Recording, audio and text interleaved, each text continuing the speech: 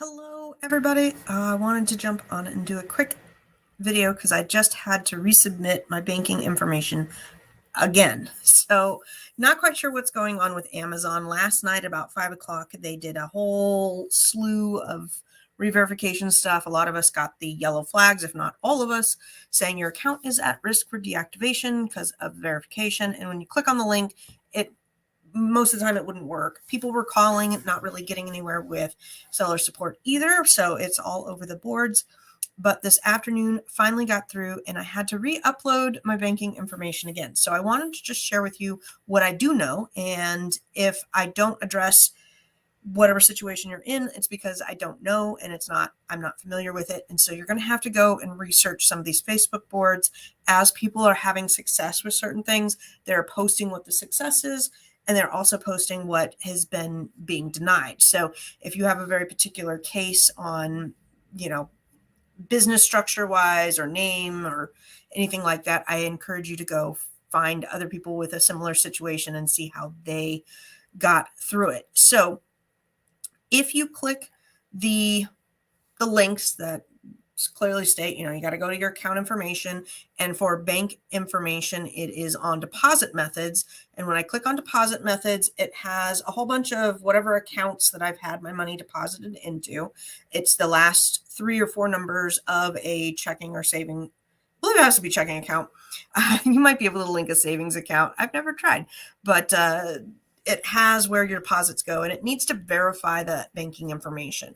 So for me, it looks like my account, and then it has the marketplaces for Amazon, Mexico, Canada, and then it has verification status, either not verified or in process or verified. And right now mine has changed from not verified to in process. And then there's actions. So you can remove it from your default, you can verify it, or you can delete it. It looks like I have a few that I should go in and delete. I don't know if there's any pros or cons. Last summer, I got hacked and I had to get a new checking account. Super pain in the butt, but it happens, especially if you do a lot of online arbitrage and wholesale. Things happen in the internet world, and it goes, you get hacked every once in a while. As hard as I try to stay safe, it's hard to be very safe out on the internet. So once you click on that verify, you're going to come up with a screen that looks like this. And the first part is the financial institution and the account number. So you want to make sure you find the paperwork with that exact account number. It needs to be within the last 180 days. So I bank with Boeing, which is our local credit union up in the Northwest here. And I have to pull monthly statements anyway, so I have electronic statements on file as just part of business practices.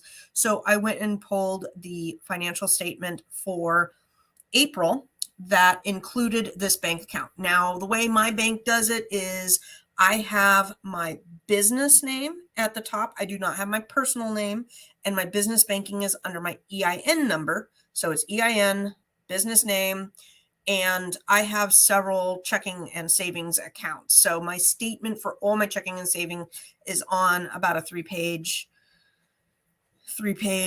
document, and it has, like I said, 2 or 3 checking, 2 or 3 savings, but one of them is this that lines up with this.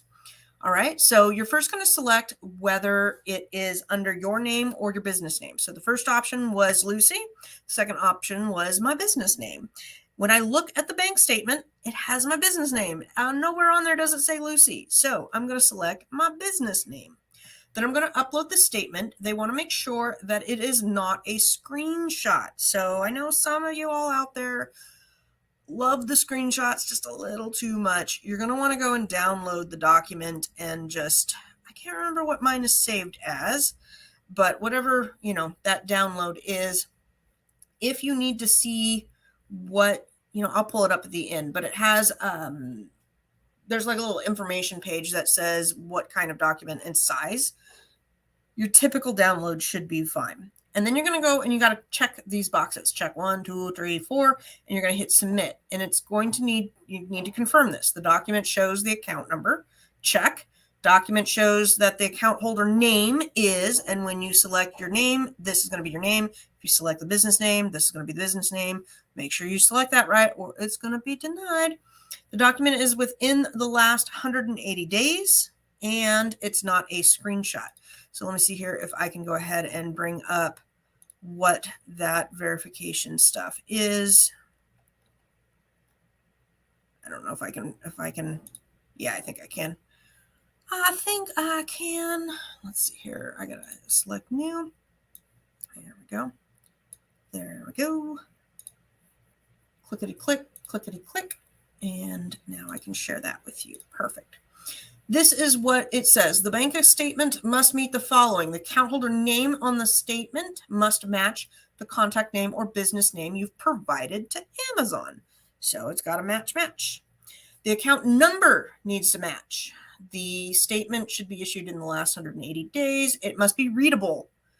So I guess if you're pulling out the document from your desk drawer and doing like a I use Dropbox to do all my document scans for school and work, which you can do, but you need to make sure that it's readable.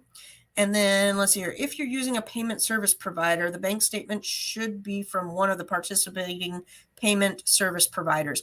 I know some of my people that I work with do different payment service providers, such as, what is it, Payability. I think that's one of them. I didn't click on this, but if it applies to you, go ahead and click on this and learn more. And then we accept files that are 15 megs or less in size, and PDF, JPEG, PNG, or JPEG. There you go. It needs to be in that. And those are pretty simple instructions, but you really got to go through and make sure that it is 100% all of those things, and not, don't let a little detail mess you up. All right, I'm looking at here we go. Maybe I can just do that. Can I? Yes. All right. These are service providers if you click on the link. So if you use, let's see, First World, Payoneer, Payability. I knew about Payoneer, Payability. I want to say Wise is on here too. If you're looking for an international, I've really enjoyed Wise. I'm not sure. Okay, maybe Wise is not on here. I don't see Wise on here.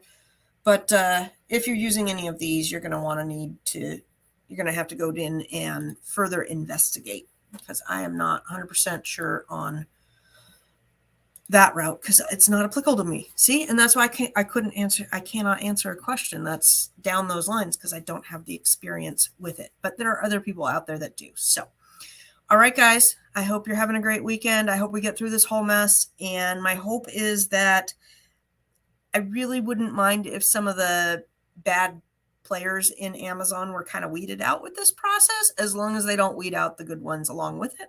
If this video has helped you out, go ahead and hit that thumbs up. It really helps me out. Take care and have a great Memorial Day weekend.